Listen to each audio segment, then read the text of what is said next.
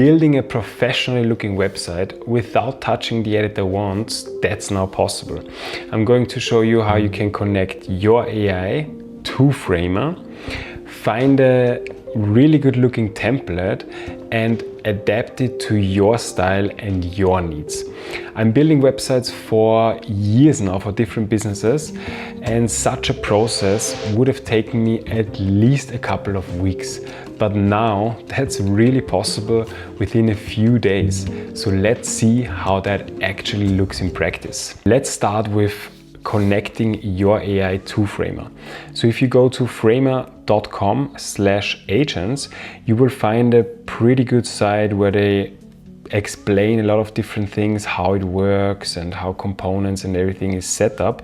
But if you go all the way down, you will find connect external agents to Framer. And I highly recommend, if you have a subscription with Claude or ChatGPT, that you connect your own agents, because you will run out of tokens very fast if you use the agents in Framer. There's a small contingent which they provide, but with a few prompts that's done. So if you click here to get started with external agents, it will bring you to that website where you can see the commands for the prompt for Codex, Claude and some other models. So I click here, copy, install prompt, and then I give it to my agent. I already set that up, but you basically paste that in here and then hit enter, and it will work for a couple of minutes, and then your agent, whatever you're working with, here I'm working with Hermes locally. I'm not sure if you guys are familiar with Hermes, but I highly recommend checking it out. It's a local agent, but you can use it with ChatGPT or with Claude, whatever you prefer. And you give it that command, and then it will connect to Framer, and it will be able to change whatever you wanted to change in the project. So I've already done that, and I also already said connect to and gave it the link from my project.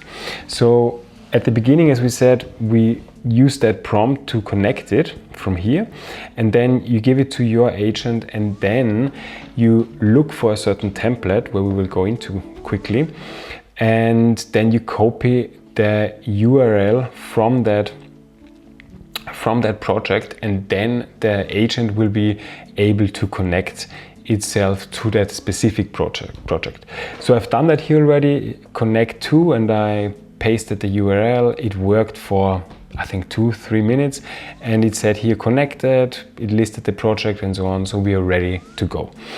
Quickly going to the templates, Framer, there's an app also, so you can go into that Framer app. As you can see here, you see all your projects, but you can go here and go to templates, and then you can also browse all their templates. Same in the version within the browser, it looks very similar. And then you can go to templates, here for example business templates, and I recommend checking them out. The really good ones are often for $50 to $100, but you can also set the pricing to free, and then it will only show you the prices for free.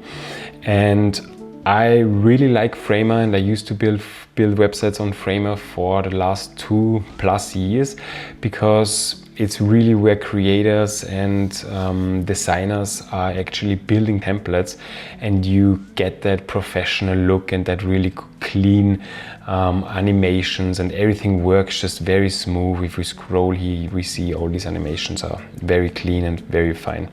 So let's go back to that project, what I chose. I found that template, and for that case for that client where I'm working on a project, that template makes a lot of sense, because it's for someone who coaches other people, and it's really, so at the beginning I really looked at the structure, how are the service sites built, how is the about page, and does it have a blog and stuff like that. So it really fitted my needs, or the needs what I need to build.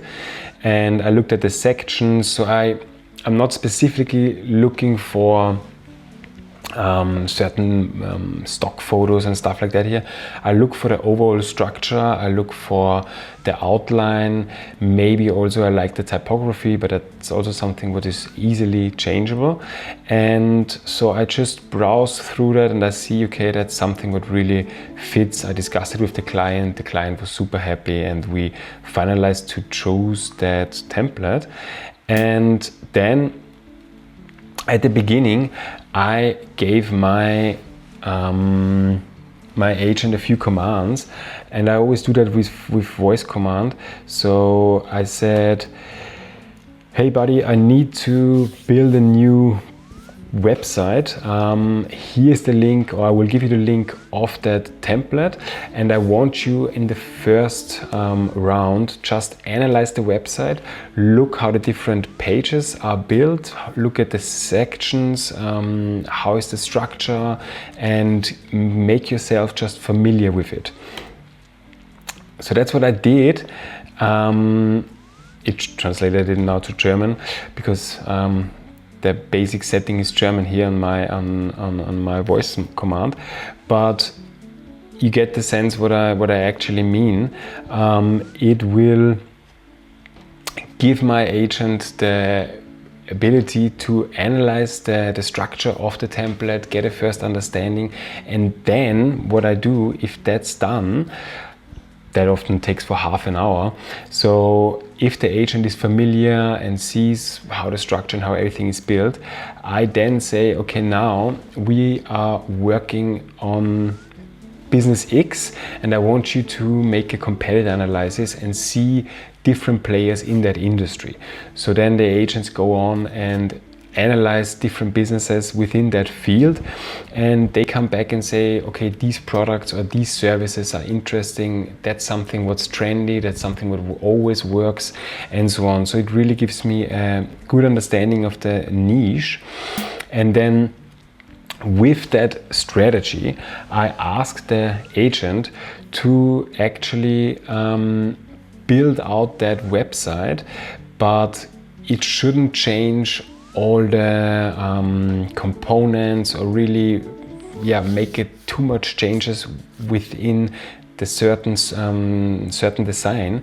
So I then give it always another command and say, here I'm just visualizing, showing you that, guys, here, but that's a command I would start with, and then I would use another command and say, hey, now since you got yourself familiar, I want you to make an analysis of that specific business and look for other competitors, see what's trending, what's working well, and come back to me with an outline strategy. So after that prompt, it gives me a strategy and sees what's good, what's not good, and then, as I said before, I wanted to adapt that template, so it should use the certain sections within the template and change it and restructure it. So if we can, as we can see here, for example, that's the template. At the beginning, we have that arrow coming down here, and there's a toggle which switches, and then the background changes and stuff.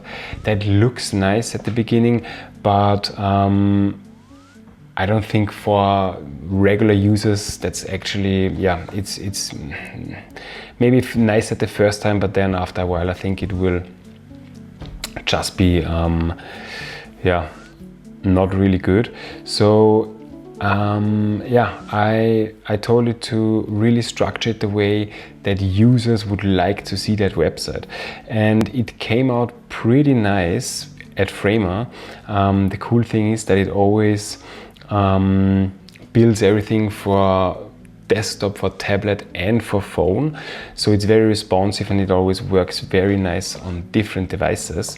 But let's see how that works. So I had different projects, different photos from that client. I gave my agent also that folder and said, hey, that's the folder with 15 different photos, and I wanted to based on the strategy and based on the photos, the folder adapt the website.